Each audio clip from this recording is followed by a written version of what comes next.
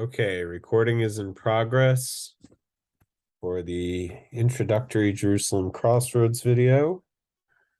My name is Benjamin Stoltz. Just trying to get my notes up here. There's my calendar. There are my notes. Great. Well, welcome to Jerusalem Crossroads, College and Publishing Company. As I said, my name is, you can call me Ben, Benjamin Stoltz. And this is my outlet for teaching and publishing.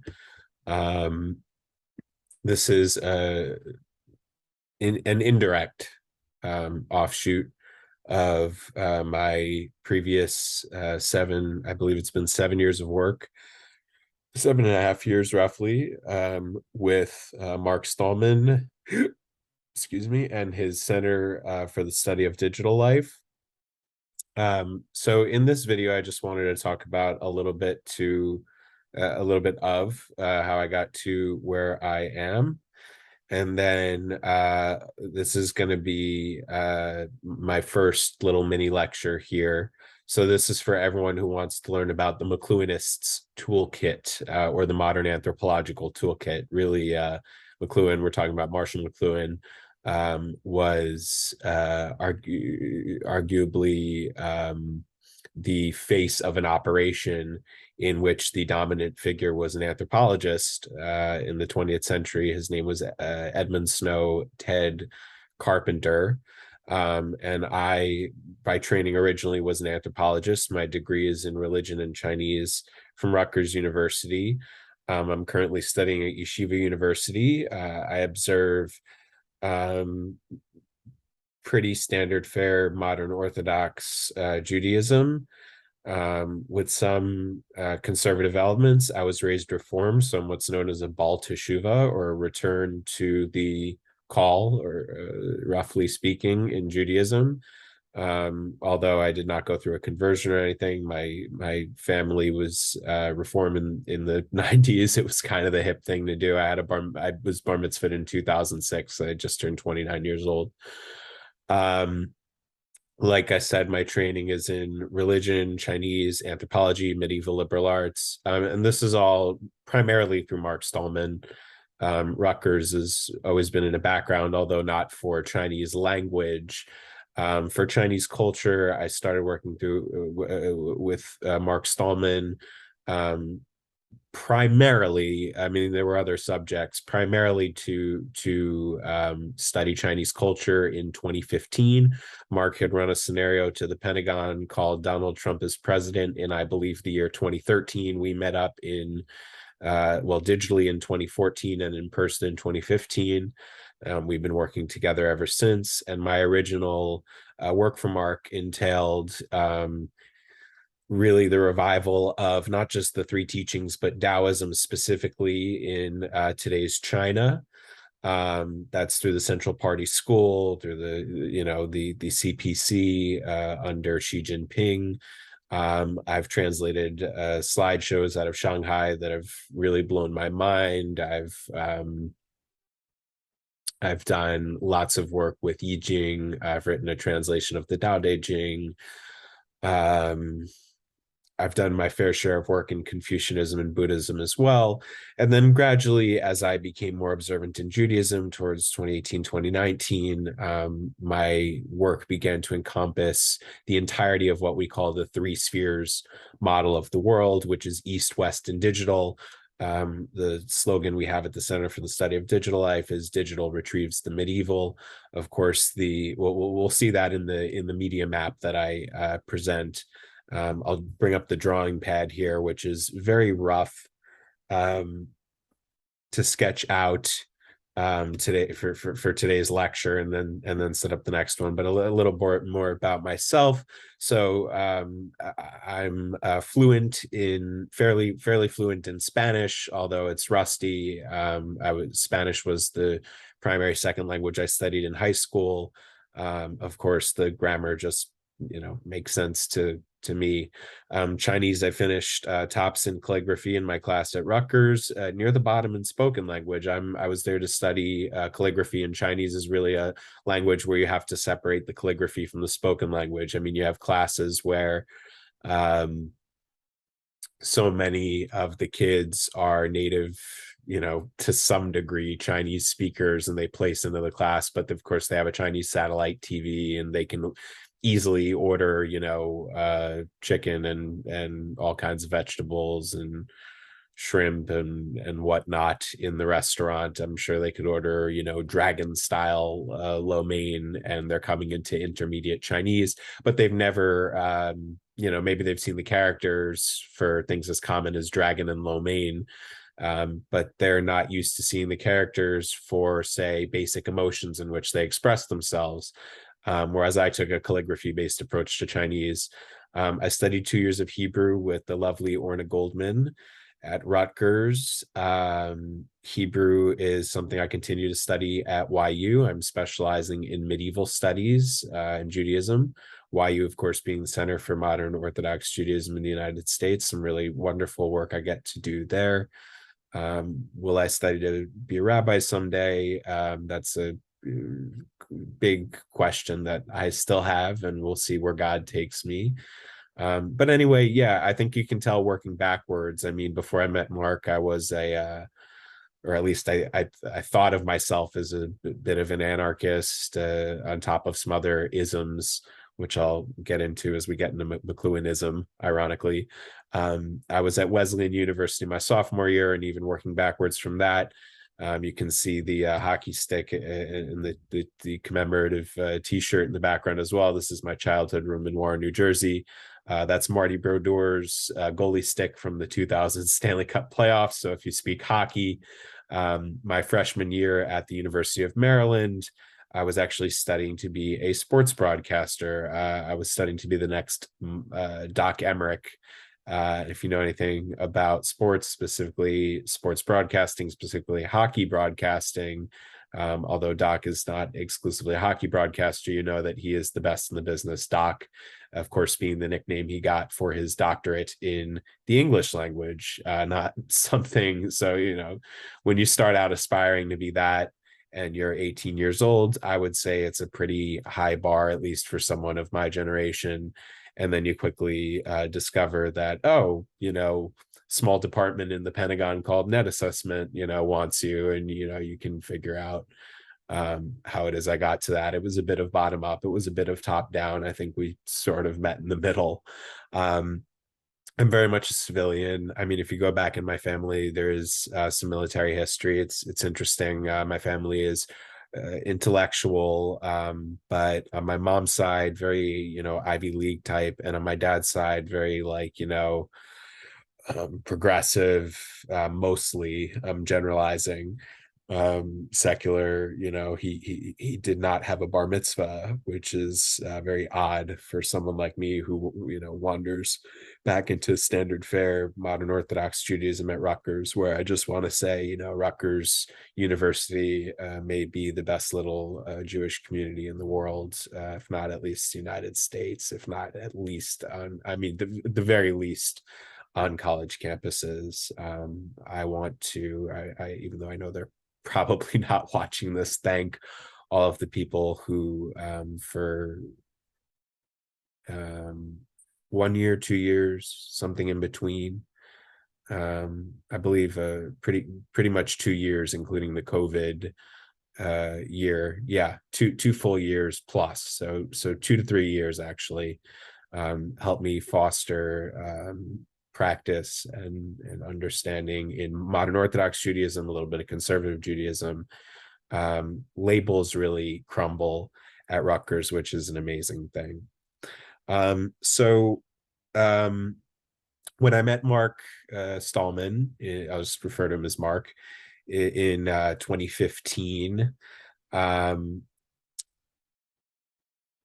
my primary beliefs were not just anarchistic, but really exploring really the era that my dad specifically came from. My dad was born in 1955. My mom was born in 1960, and my dad was a real, he thought of himself as a Bolshevik. He went to Boston University, did every drug under the moon, or almost every drug under the moon, except heroin, something that I've kept in common with him. I have not done as many, but I was doing a lot of psychedelics. I had gotten in trouble with the law for cannabis, which was a serious thing at the time. This was in 2013. My future at Wesleyan was in doubt. Wesleyan was a place where I went thinking I would just figure life out there. And I did, just not in the way I thought I would. I thought I would be an artist. And it turns out I'm an intellectual who was reading Wikipedia when I should have, or so I was told by the dean, been in class.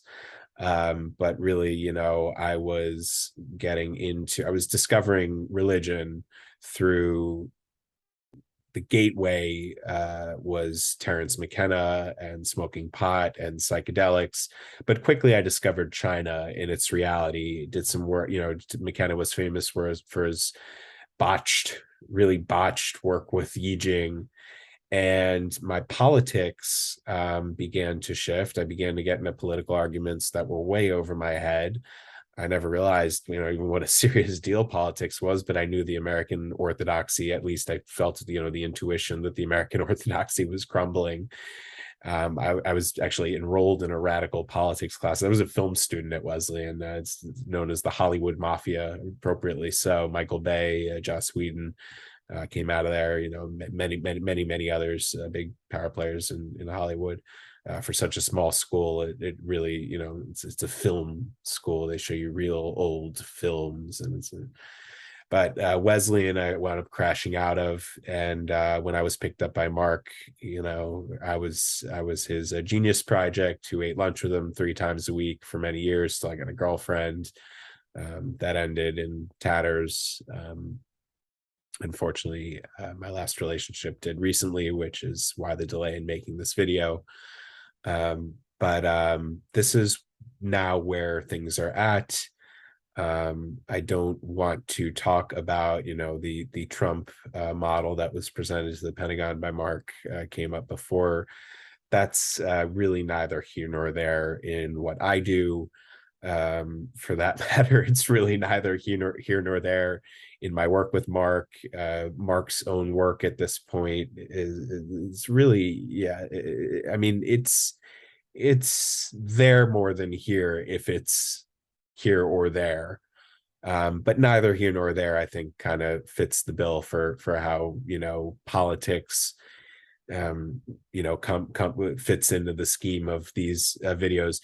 Geopolitics is something that's a natural byproduct, but geopolitics is just matter of fact, let's say, for now. We're going to be talking about civilizations. I want to point to Samuel Huntington's Clash of Civilizations, connected to Mark Stallman closely. The intel chief of the 7th Fleet, Phil Midland, who I have the pleasure of knowing a little bit, and is someone who oversees my work with China, dealing in realms of Eastern topics. And the late Andy Marshall, of course, was the director of net assessment from its inception under Nixon until 2015, was someone who, just influenced the paradigm of both these guys. Well, Sam Huntington was a guy in that mix in the 90s. He wrote I believe, the counter thesis to Francis Fukuyama's infamously failed, infamously stupid, short-sighted, and naive End of History, I think it was called. Frank Fukuyama basically predicted that the center left of the United States, whether he was writing about the Clinton model, but the standard fare Democratic Party that formed sometime, started taking shape in the 90s, that neoliberal democratic you know, model, for lack of better words, would take over the world, would start to own China and Russia and so on. And so I know Samuel Huntington wrote the counter thesis called Clash of Civilizations, which basically said, no, we're coming to a time where, you know, globalism, we'll talk about the, you know, formal cause and all the wonderful things to do with globalism, but he's saying, no, globalism retrieves, big word, if we're going to get into McLuhanism, as you'll see, giving away a lot of previews here. But globalism retrieves something that reverses into, another McLuhanist term, the clash of civilizations. And what this basically entailed, Jürgen Habermas, the last great Frankfurt School Marxist, still alive, I believe. When I say last great, I mean still living. Jürgen Habermas was even forced to concede around 9/11, 2001. Of course, I'm making this video very close to September 11th, September 12th today, so I should point out that I'm talking about 9/11, 2001. On that day, we literally had a clash, or materially, to use the Aristotelian term and the McLuhanist term, literally had a clash of civilizations. We had a Quran clashing with a TV tower in New York, the towers being nicknamed Nelson and David. I shouldn't even say infamously, the Rockefeller wing of politics is something that is matter of fact, plays into geopol, plays into the formality of the West. How I, got to work in all this. Of course, you can't talk about American history, you can't talk about Western history without talking about Rockefeller. So, clash of civilizations. Basically, you fast forward through people who are perceived to be proteges of Andy Marshall, but that was the first Bush administration, and you get to Rockefeller coming in under Obama. That was my formative childhood, and by the end of Obama's second term is when I started I kind of freaked out, and I was taking psilocybin mushrooms and studying Terence McKenna to an incredible point, because he introduced me to real religion, but from the occult standpoint. He's really probably, in my estimation, the most accomplished, or certainly accomplished in the sense of prominent occultist, whose work is available. And I do recommend, because he's so influential in so many ways, I do recommend checking out Terence McKenna if you haven't, or even if you have. You can put all this into context.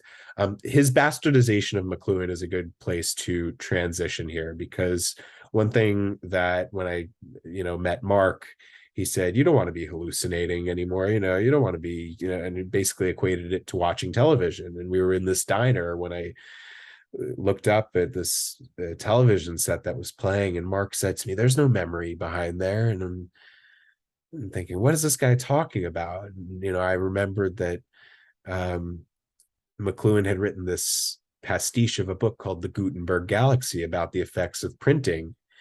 And I said to Mark, and I started talking, and within 5 minutes he said, no, the printing press, this is a reduction in memory. This is not an expansion of memory. I'm going, what is this guy talking about? Memory. Suddenly it occurs to me he's talking about computers. And that's the link to McKenna. McKenna was the leader of what I like to call the VR, virtual reality counterculture of the 1990s. And this is something I can put into the Medium app, which is the first of 3 tools in the modern McLuhanist's toolkit that I'm going to talk about here and now. So I'll talk a little bit about Marshall McLuhan. Marshall McLuhan is, for me and for at least everyone my age and give or take a generation, what I thought Terence McKenna really was. He was the analog voice par excellence, dominating, overarching, archetypal, counter environment, the guy who got it right but of course came up short because this is a guy who lived before the digital age. So Marshall McLuhan lived from roughly, I want to say, just off the top of my head, he's born early 20th century, I would believe, in the 1910s, early 1910s. I'm not going to put an exact date on it.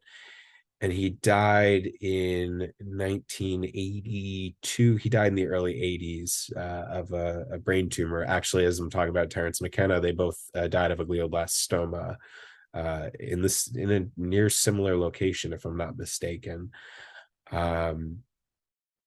Both similar to McKenna as well. McLuhan had Irish descent in him. I believe his mother was of Anglo descent, but not Irish. She could have been of Irish descent, but his mom was definitely a Rosicrucian. He was Catholic through his father. He was baptized Catholic. And he grew up in Western Canada. I want to say Alberta, maybe Manitoba. I know he wound up at the University of Manitoba for his undergraduate work. Pretty sure on that. This is all from memory, so I'm really just banking on my 7 years of studying with the keeper of the keys at the McLuhan estate. So Mark, if you're watching, I hope I'm doing okay. He rebelled against his mother's Rosicrucian ways, Protestant, occult. And as he made his way to Toronto after a brief foray in England, that was was either a Rhodes Scholarship or the other major scholarship that would take you to Oxford or Cambridge. I'm pretty sure it was Rhodes Scholarship, one of the major scholarships, got him to either Oxford or Cambridge. He wrote a PhD thesis on the medieval trivium, but looking at its deconstruction in the Elizabethan age. And he did spend some time in St. Louis. He met Bernard Muller-Time, a Catholic, possibly Jesuit, I'm not sure, but influence on him, not in any sort of really positive way. This guy was sort of a mystic and an esoteric and responsible for a lot of his sort of we'll call it Platonistic follies, because it's going to turn out that McLuhan is really the great bastion of Aristotelianism in the West still to this day. I mean, you have to look through McLuhan to bring Aristotelianism up to its modern speed, which is what we're going to do here using the McLuhanist's toolkit. I'm going to start with the medium. Marshall spent his career in the 20th century publishing. He had 6 children, most prominent being Eric McLuhan, the late Eric McLuhan, who I got to know and work with a little bit. None of whom really built on his work. Certainly, Eric wrote Laws of Media, I want to say, was the final publication. May have been published posthumously, but that's where we get the Tetrad, which is going to be in our toolkit. So we're shaping up nicely here. Marshall, who worked closely with Ted Carpenter for the first part of his career, was associated with something called the Toronto School of Thought, which one can argue may or may not exist. I actually have it's a coin. I actually have the pass from the Toronto School Then Now Next conference, which took place in 2016, October 13th to 16th. So you can see that this is a real construct in the minds of many people, but that would include people like Northrop Frye, Glenn Gould, a wide variety of people who were just intellectuals in the Toronto area who were really pushing the boundaries of thought and art. McLuhan, Carpenter, really the only big movers and shakers that I could think of. There was a friar named John Culkin who famously gave McLuhan the quote, "We shape our tools and thereafter they shape us." He was associated with Fordham University and got Marshall to speak there in a number of lectures that you can go on YouTube and find recorded. Ted Carpenter, you can find a couple of recordings of, really valuable stuff. But Marshall really built the house of, Aristotelianism through a Canadian Catholic 20th century lens. And that does not mean you have to be any of those things. Obviously, I'm none of those things. I'm American, 21st century Jewish. But this is stuff that, of course, I've taken on an understanding of through Mark and through practice and through lots and lots of training. So if I'm speaking gibberish at any point, I apologize, but I'm going to simply teach what I was taught. This is the McLuhanist's Toolkit. These are three things that Marshall, throughout his career, couldn't do without talking much about. I don't know if he really grounded them, and I'm going to use a term from one of the tools that would be the Gestalt, which we're going to get to third. Grounded meaning, just for the sake of time and space right now, I don't think he ever really fully grasped his own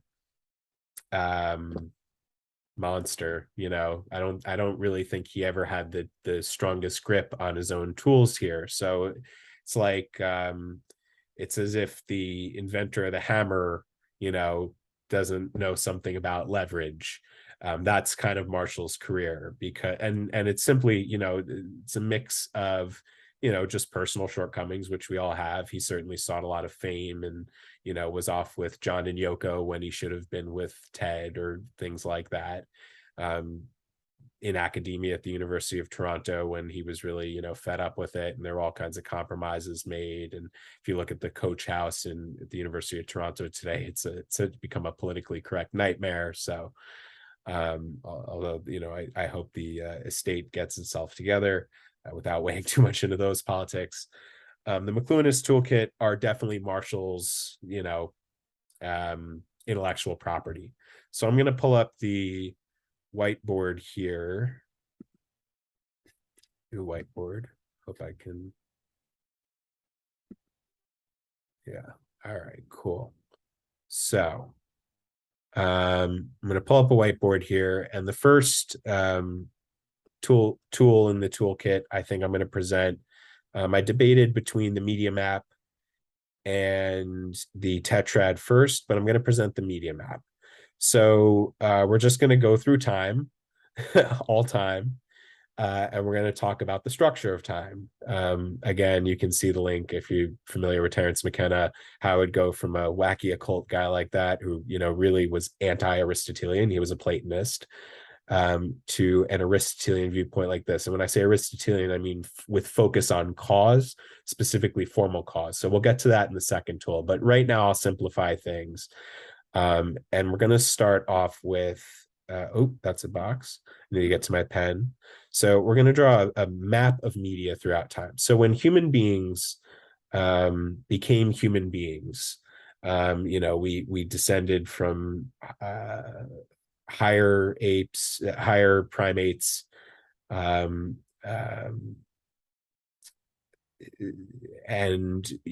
we can talk about the mythological component. This is really, again, more second tool. We can talk about the whole Genesis narrative, the very beginning. We can talk about it from a Chinese perspective if we wanted to, just the emergence of society before civilization. But even before society, so society requires orality, civilization requires scribalism. We have mimesis. So I'm going to abbreviate it here, just the mimetic. We're just going to draw a little abbreviation. The mimetic. So the first communication that human beings had to have been mimesis. Before, maybe there were grunting sounds, but of course, and I want to stress, Aristotelianism is about no universals. Platonism believes in universals, but from the get-go with mimesis, there's a tendency towards sort of a pseudo-universal. You can see that if I do this, I'm saying pick those berries. If I'm doing this, I'm saying, paddle that kayak. This is the earliest, crude precursor to society. This is kind of the this is the in the garden moment when we did not yet know that we were naked, right? Because we didn't banter back and forth about it. The invention of lying, so to speak, was not here yet, but there was communication. Now I want to stress that East and West metaphysically, fundamentally must have split the second there was mimetic communication, because you can still use deception with in tandem with mimesis. Now, we don't have to necessarily reconstruct this. It's all speculative. This is all pre-ancient, so to speak. If ancient is oral, then this is, just before the high point of the ancient period. But this is definitely before you get any semblance of oral precursor to grammar. You really need written language. This is, mimesis, and we're going to see what retrieves this. And I'll use the example that Mark and I came up with together on the spot when I posed the question of, how do we draw up this media map? This was my second day on the job. So the media map is something that Marshall discusses through Tetrads and through his books, but no concrete map is ever drawn. I want to stress that the media map, while I'm, paying tribute, homage to McLuhan with all of this is all his terminology. The actual density of this map, you can thank Mark Stallman and definitely my need to learn all this. So we have the mimetic. Then comes orality. So we have oral. Okay, doing this without typing. We're doing this like doing this as if we're cavemen writing on the whiteboard here. So from the mimetic to the oral, suddenly you start to see, this is the moment, I guess, Adam and Eve's eyes are open, not to be exact, but orality is really, that's society. Orality in the absence of writing, it creates the most chaos. Mimesis, there's sort of that, right, that garden fantasy. This is all from the Western perspective. Now we could divide up East and West here. I'm not going to get into that. I think I'm going to get into that. I don't even know if we're going to get into it in the second video. We might get into it in the third video. I'm not going to be too callous in getting everything structured here like in one big map. This is just the map of media. So far we have the dominant media. Now language is always running side by side, and that's where we get the East-West splits. So you have to keep in mind just the alphabet. Once we have scribalism, which is coming in right here. So the scribal, I'm just going to abbreviate that, scribal. Okay, and oral we're going to put is ancient.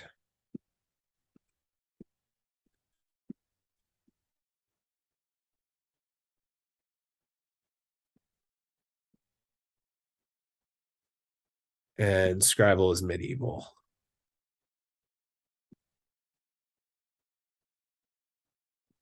So I'm abbreviating the medieval there. And that's going to be important when we get to retrieval.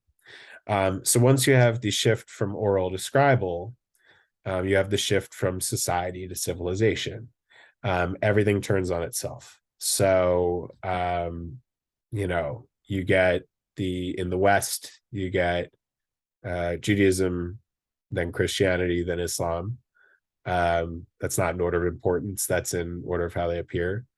I won't talk about the fourth little quadrant there, which is the void Gnostic quadrant, which comes from paganism. We'll make sense of that again as these lectures go on.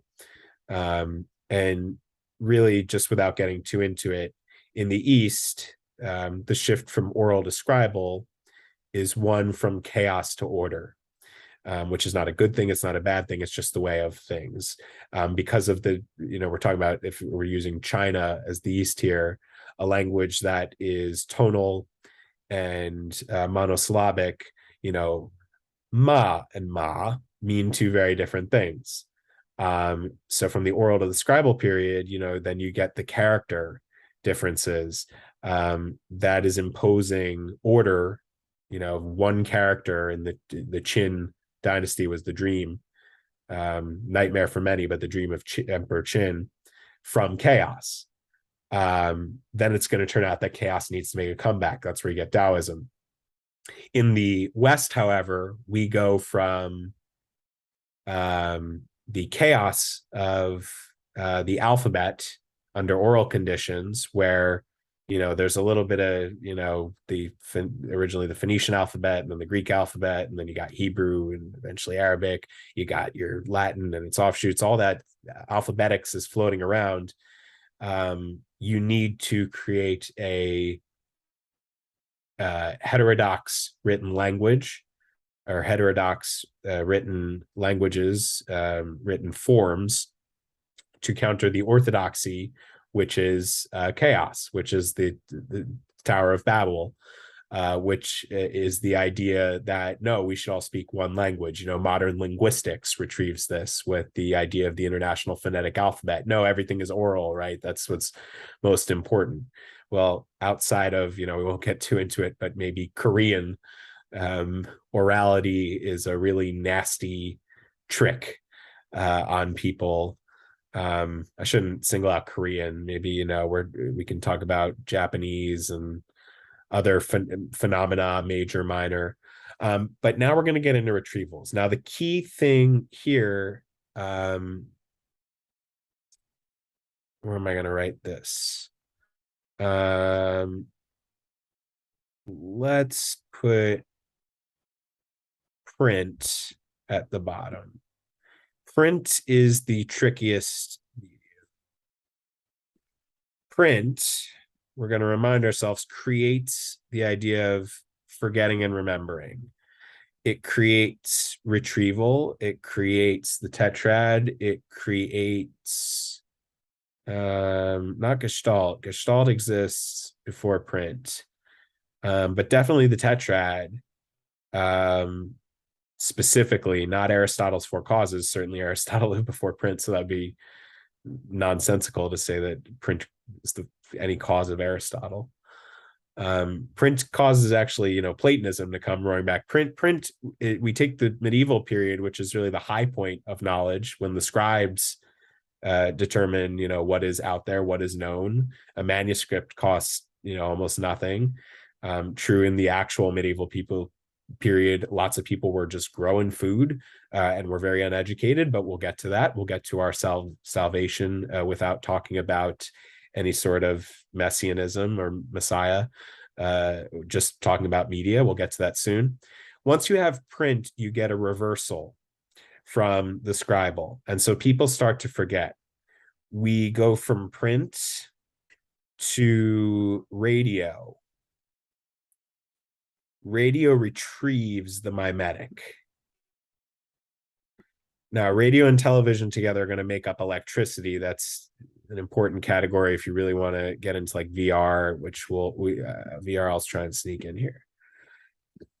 So radio retrieves the mimetic. Think jazz hands. This is the example Mark and I came up with. Think jazz, right? Think, the idea that jazz is talking without talking. Jazz hands is, I'm happy without saying I'm happy. But of course, there's no universal. Some people see jazz hands and think, well, that's really silly. And some people see jazz hands and think, oh, that's still really hip. They see it and think it could mean, I'm thirsty. Radio, suddenly, really, we forget more than print. But it brings back the stability of the, perceived stability of that, our eyes are closed in the garden period. And in China, that, period before they start shouting out tonal monosyllabic nonsense, in the absence of writing. Then we get television. Television retrieves the oral, the ancient, and we'll actually bring up an important word here, mimesis. So this is where memes come from. I'm going to put memes in parentheses here. So memes come from television. First meme you could say is, fuck authority or something like that. This is the hippie generation, their dirty secret, right? They don't want to admit that, the beginning of the end is when Janis Joplin's "Oh Lord, won't you buy me a Mercedes Benz" is being used in a commercial, or "Light My Fire." This is all the stuff we associate with flower power. And right away you can see that television retrieves, the tribalism of the, Tower of Babel nightmare. TV is this illusion, this bottom up hallucinatory medium. And McLuhan often liked to talk about seeing things in the rearview mirror. Canadian identity is very important to this, being able to look at the US, being sort of a step behind, or in the counter environment. So if you were a radio person in the TV age, you could make sense of it, so to speak. Then again, if you were a TV person riding the wave, if you were a hippie, then it must have been a great time, and you get to make sense of it. TV literally turns us inward. McLuhan said it orientalizes us, which is funny, because the Orient, by definition, remained kind of radio under television conditions.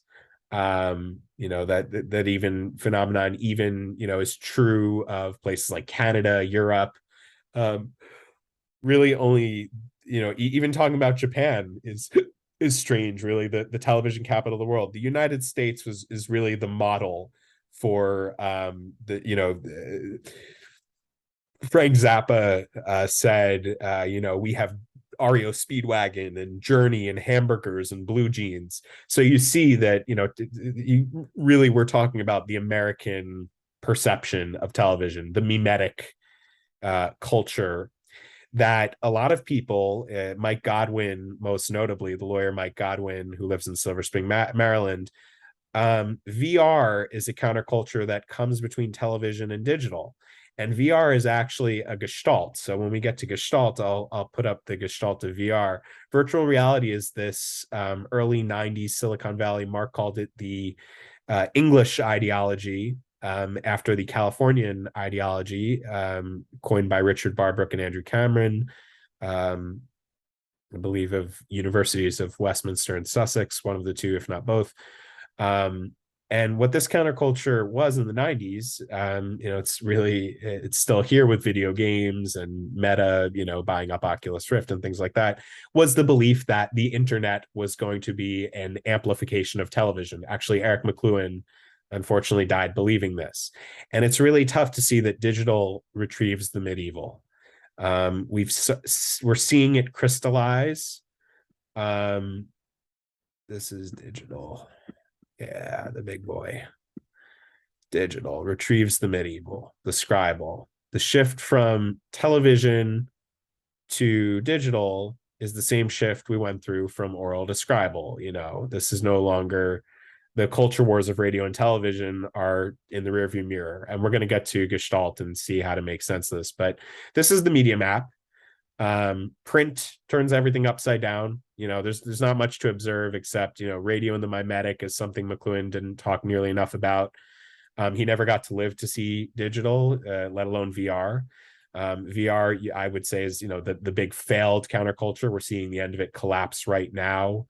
This is where the so-called digital sphere really comes from.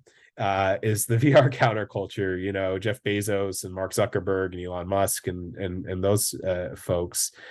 Not so much, say, a Bill Gates or a Steve Jobs.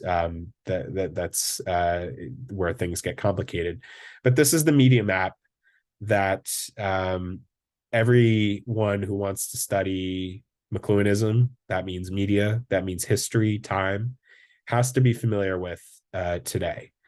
So we go from mimetic very quickly to oral, to scribal, to print, to electricity, radio and television, to digital, and then you can throw VR in the middle there if you really want to say, oh, this is where the boundaries got pushed, not necessarily in a good way.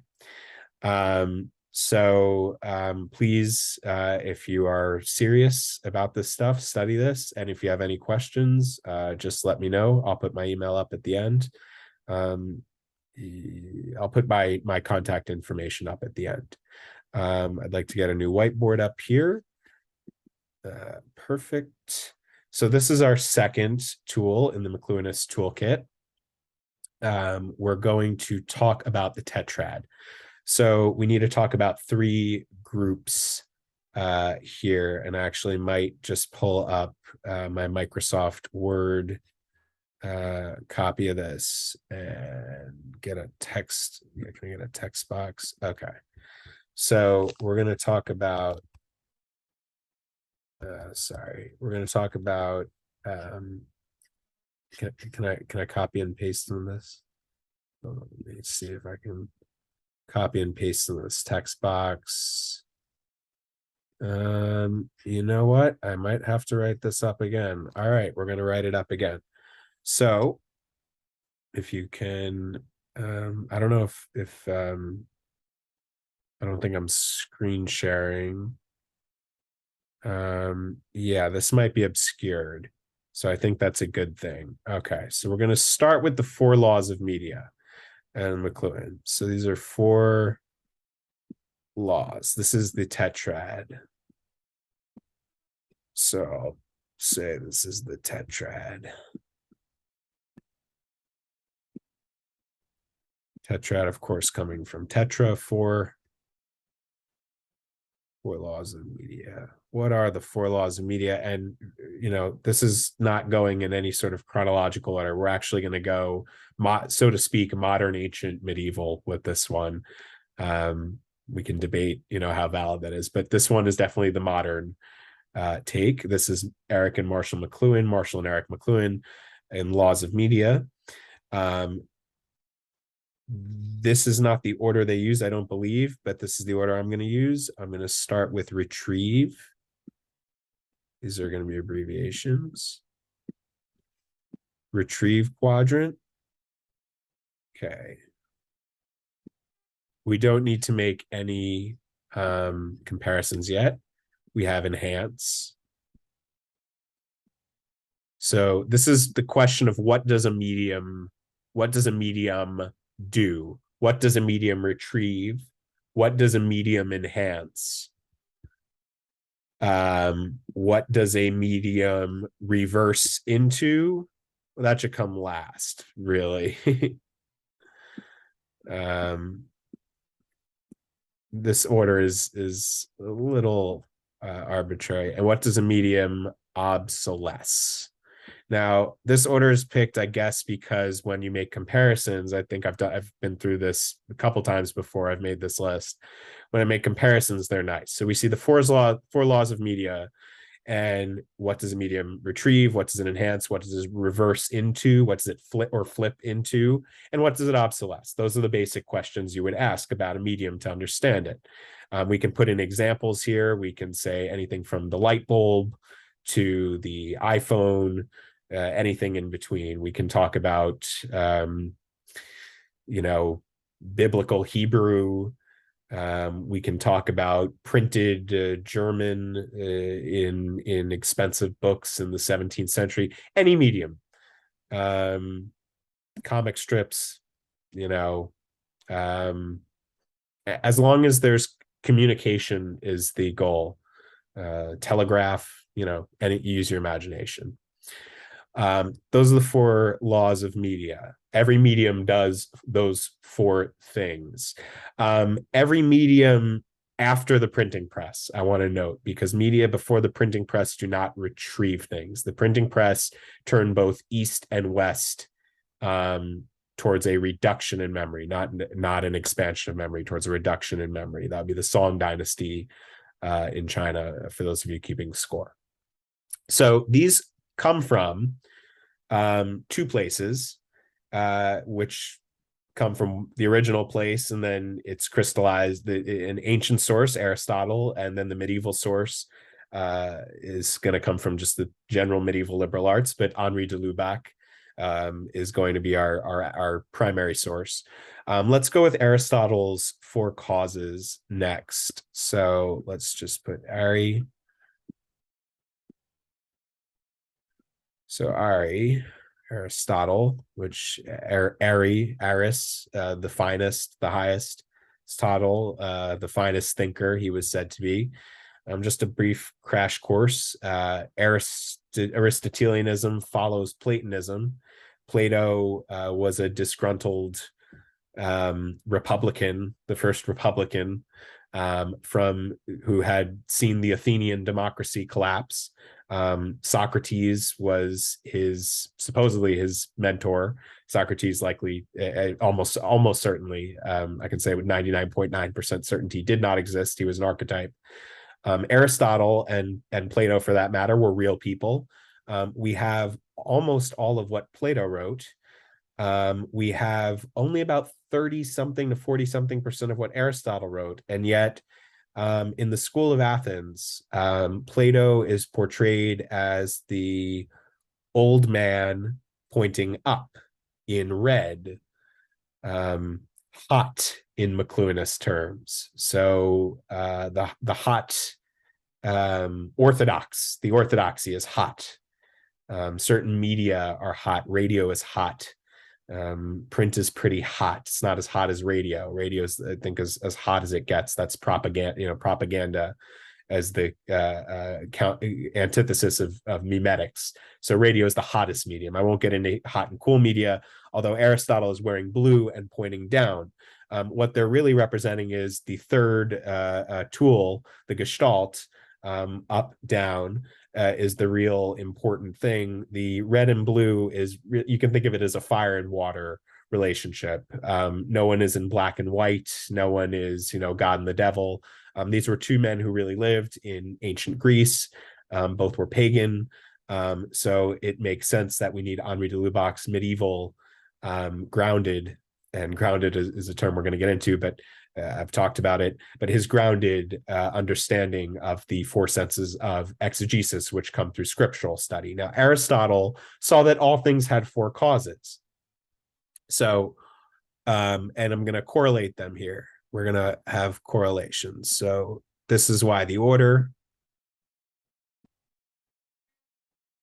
So I think I'm going to get this in the, Aristotle did not put the causes in order. They all happen at once, really. But the most important cause is the formal cause. We'll abbreviate it to form. Now, most laymen believe that Plato had a theory of forms. He did not. This is the real split between Plato and Aristotle. Aristotle used morphe, not eidos, which comes from ideas. Plato used eidos, so he had a theory of ideas. That generally speaking, if you have a table, well, the idea of the table precedes the table, but there's no organization of forms. So there's no saying the first cause. And Aristotle does actually he does identify formal cause as the first cause through his study of the prime mover of the universe. Remember, he was pagan, so this was not the Hebrew God, which was the only competing real theory at the time, or the main one. But formal cause is the first cause. So Plato did not identify this as the first cause. He identified it really as the only cause, and that's why Platonism believes in the form of the good, that humanity is one soul, that essentially Neoplatonism becomes Gnosticism, that men can become gods. He's pointing up, saying we can't know everything, and so a man might as well act as if he's a god. Aristotle is pointing down, saying, no, we can know that things are grounded because formal cause is the first cause. So when things retrieve things, for example, the modern day car retrieves the carriage. The form is different. So there are no universals, right? The form is different.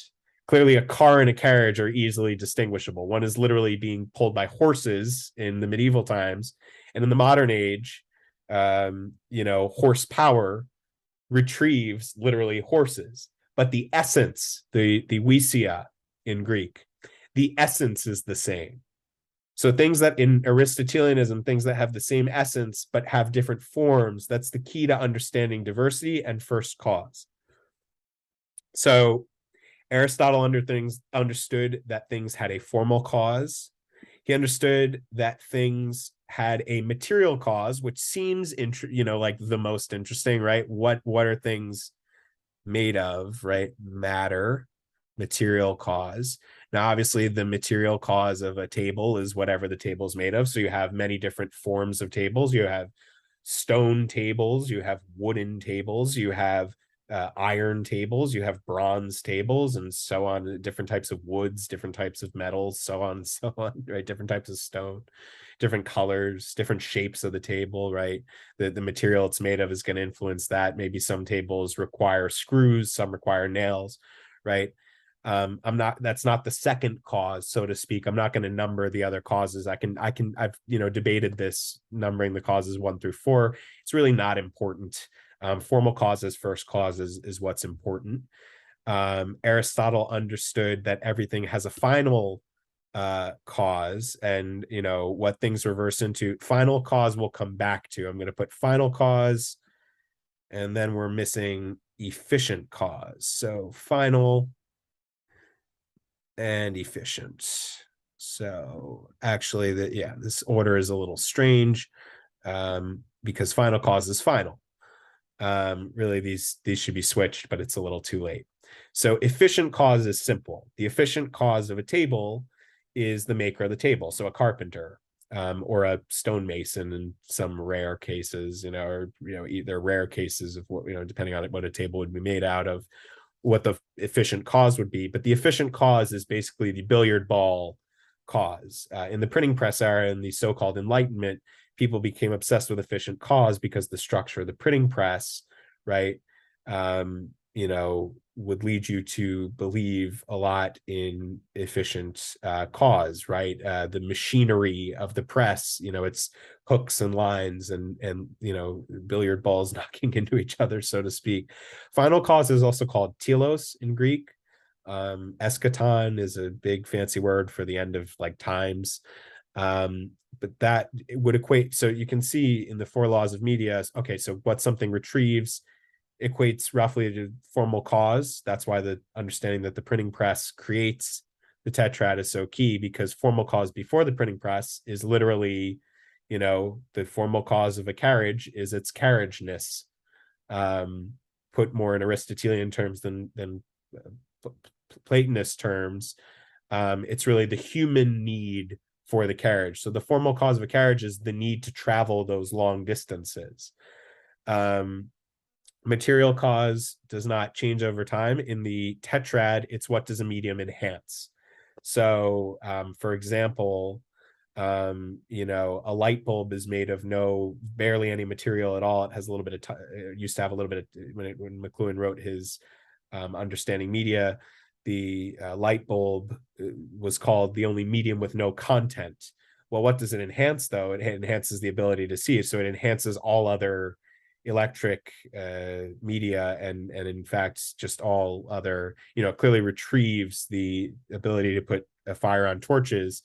A better example for material cause in the light bulb, let's see, for a true medium, the radio, right? We have static, electricity, electricity being captured in that way is the material of the radio, and the metals that make it, and the wirings, and all that. The ability to work those materials is as much part of the material cause as the materials themselves. The final cause is always, what something, it's the end cause of something. So again, going back to tables, the final cause of a table is to, depreciate and eventually, either become an antique, or crumble and become its own pieces again. A table, you can say its final cause is a well-built table, is really to last.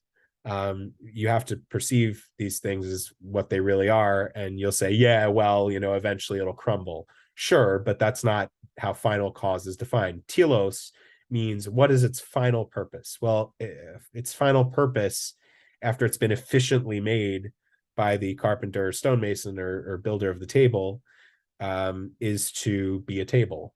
The final cause of it is to have things, rest on it, be taken off of it, and so on and so on. And you don't need to really talk about the wear and tear on it much. The four senses of exegesis, so four senses of biblical exegesis, come from Henri de Lubac, formally. And we're going to equate these with the four senses of exegesis. So in scripture, in Western scripture, I'm not going to talk about the East. I'm not going to talk about digital sphere, certainly. In Western scripture, we have four senses as well.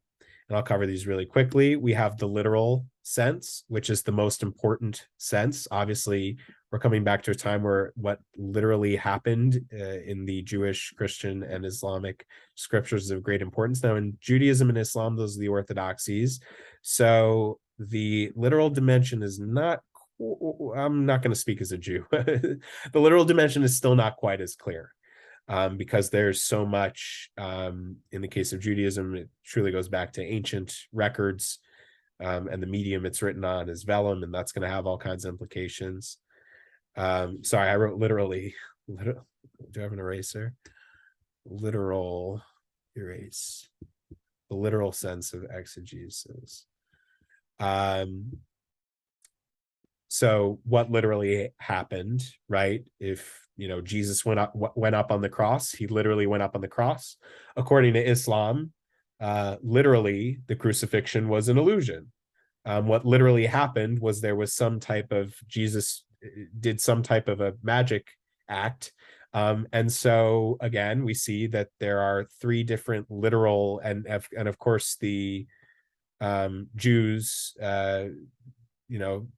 as is well known, believe that the crucifixion did happen, but that there was no mystical event of any sort that took place the second that Jesus was nailed to the cross. So you have three different literal senses of exegesis in Hebrew, in the Talmud and other related literature, in the Christian literature, in Thomas Aquinas, so on, whether that's in, we're talking really about Latin. And then you have Arabic, which is completely different. Those are the dominating languages. I'm not going to get into Farsi or Yiddish or vernacular Spanish or anything like that right now. So there's a literal sense of exegesis. There's an allegorical sense of exegesis. Let me get my pen back here. So allegory, right? This is the, is this to be, let's see if I can get allegorical right. So I don't want to confuse allegory and myth if they're two different things. Yes, they are two different things. So what is being enhanced is what allegory is being, is the material, the real material, right? Like lawyers say, where's the substance here, right? Well, allegory is substance in scripture. What's being enhanced by scripture is the ability to have allegories. So, we see in Judaism, the Akedah, the binding of Isaac, all of the parables of Jesus, the sayings of Muhammad in the Quran and the Hadith. These are, the allegories when, I don't know Islam off the as well as Judaism or Christianity, but why is, in Muhammad's opinion, Aisha his superior wife, and he makes an allegory. He says, she's like a specific dish that is greater, and hence Aisha is I believe the mother of the believers in Islam. She's definitely, I think, other than the Virgin Mary, the most important woman in, I'm talking about Sunni Islam. Certainly Sunni Islam, not Shia Islam. So we have two sets of exegesis there. The Final cause is going to be the mythical. Really, you know what? I'm sorry. Allegory and myth are really the same. Let's call this soteriological cause. So salvation. I'm going to say allegory and myth are the same. So I'm going to say the mythical dimension. Yeah, this could also be called the mythical, the allegorical dimension. We could also call that the mythical. Soteriology is basically is a fancy word for salvation. So final cause, right? You know, what does it say about the salvation of the soul? For Aristotle, right? He had the psyche, he had the soul. Plato had no conception of the soul. So you can see, you know, where this comes from. Aristotle didn't understand God, but he understood the prime mover and he understood the psyche. He understood the soul. So on the soul, de anima, really is the key Aristotelian work. It doesn't outline the four causes here. That's, I believe, in the Organon, a collection of 6 works total. But on the soul outlines form and essence. So it's really an expansion on formal cause, you know, the body and soul as form and essence. Is where he goes into that. So we have 3 senses of exegesis, and finally we have the moral sense. So obsolescence has to do with morals. So when something becomes obsolete in the shift from ancient to medieval, moral sense, I have to erase that again. We see morals being developed. We may have had ethics before that. Famously, Aristotle writes on ethics. But even he was, you know, ancient, of course, he was pagan. And the medievalists who were Aristotelians, you know, notably the Rambam, Thomas Aquinas, Averroes are the big 3 in the 3 big Abrahamic religions. We see that they start to talk about morals in place of ethics, that as a generality. And that's what we're coming into now under the digital age, because everything is remembered, everything is backed up in the digital environment. You know, lots of people think it's okay just to be ethical. Well, no, we have to be moral people. You know, being ethical is obsolete. You know, we've just gone through an efficient change where it was okay to be an ethical person without necessarily being moral. You know, you just had to, you know, put on the right appearance, you know, be a good guy, you know, or whatever.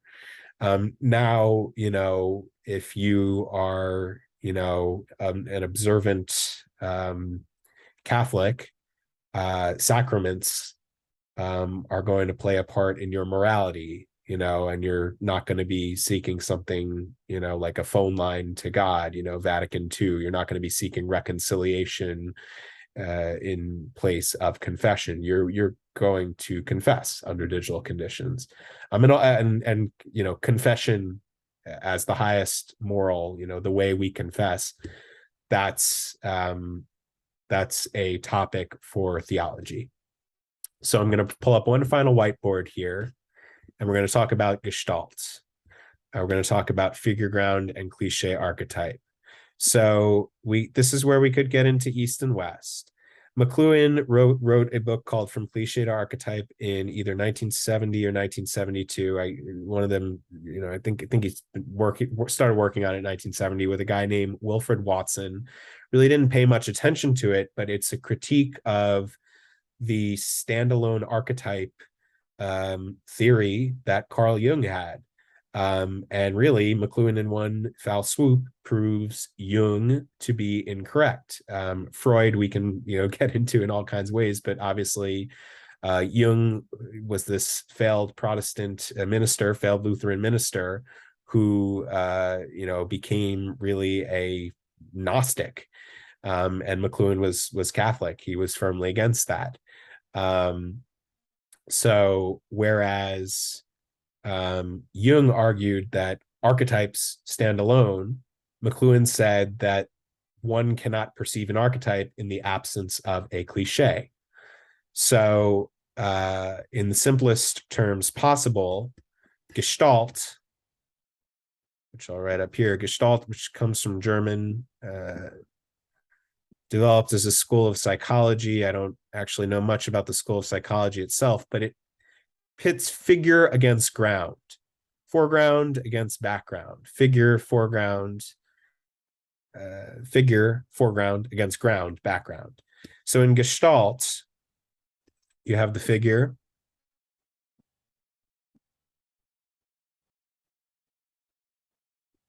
and then down below you have the ground, the invisible ground, as some like to say, the background. Now the figure translates, let me make sure I have this correct. I'm not sure so much about McLuhan's book. I have to say I don't know it that well. The figure is, roughly speaking, going to translate to the archetype. So figure without ground is Jungianism. Euclid was McLuhan's example, the idea of geometry, being sort of Masonic, so to speak. All figure, no ground. It's really meaningless because cliche is actually what fades into the background. Now, things may start out this way and flip, or that's really how they go. They start out in, we can drop a map. Recently, we'll use the most recent counterculture as our example. And this is what we can draw VR out of this. We can prove VR existed as a counterculture out of this. So in my parents' generation, they were radio and television, but let's go one generation later. Let's go Generation X. So in Generation X, television was the archetype, right? Every kid grew up with TV. The ground was no longer radio. Radio was bygone because the boomers were TV and radio. That was their culture wars. And you saw it in the Reagan era. After the end of the Reagan era, the grounds that started to creep up, it was no longer radio in the background. So the very old medium gets replaced by the most new medium in Gestalt. So suddenly the ground became digital. Now this is the VR Gestalt, where digital just enhances television. Digital is this cliche thing. Yeah, boring old Facebook and whatever. That's just going to make us better TV shows, right? It's just going to make us more money in Hollywood. Actually, now the reverse has happened. So what does this flip into, right? What's being obsolesced? What's being retrieved? At the very peak of the shift from oral to scribal, you saw the worst oral behaviors. That was the VR counterculture of its time. You saw Platonism and paganism become Gnosticism in Alexandria. Well, in the next videos, Oswald Spengler and his model of using Athens, Jerusalem, and Alexandria for the decline of the West, as he called it. That will be a topic of a lecture that I cover. So what happened to the Gen Xers? Well, in Gen Y, we saw television eventually as the cliche and digital as the archetype.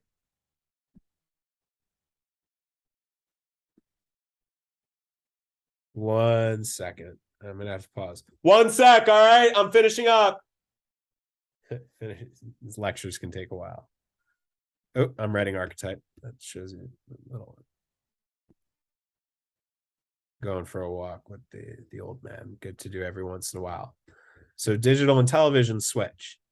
This is the, I think, the final, Gestalt we're ever going to see, where, this is the end of times, and we're going to be here for quite a while. But dealing with not just Gen X, but anyone who winds up with this perception through Freudian means, or, neo-Freudian means, right? Anyone who, we're not going to get too into that, anyone who winds up with this perception is void, right? They what are they going to do?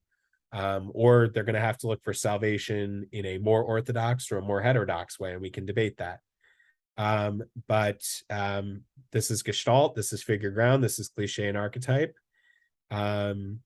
These are the three tools, the media map, the Tetrad, and the Gestalt, a la McLuhan, that I believe are crucial to how I've come to understand history and the medieval liberal arts and just the joys of being alive today.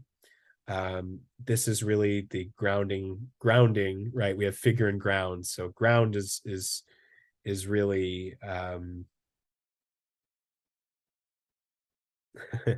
when you say ground, it's funny because we can actually argue that ground is, we can say that these labels stayed permanent. So digital, I grew up in the 90s, so I started out this way. The ground of my life is digital. It's still very invisible to a lot of people, and I speak for my generation, of course. So when we're talking about dealing with ground in a positive way, we're usually talking about something positive. If we're talking about dealing with ground for, your typical Gen Xer, and they've now wound up over here where television is now the invisible background of their life and they can't get those voices out of their head, well, then we're talking about ground in a negative way. But when I'm talking about something grounded, I always use it in a positive way, or almost always use it in a positive way. But this is the grounding lecture for my little instructional venture, Jerusalem Crossroads. I hope you've enjoyed it. I hope my inability to look directly into a webcam, as Mac has it set up, was not too distracting for you, or maybe I did okay. And I hope you found this video just long enough. Any questions you can post in the comments. I will leave my email up as promised. I will pull up one more whiteboard and then I will go for a lovely little walk in the neighborhood. New whiteboard. And my email is not going to come up there because that's a text box. My name, Ben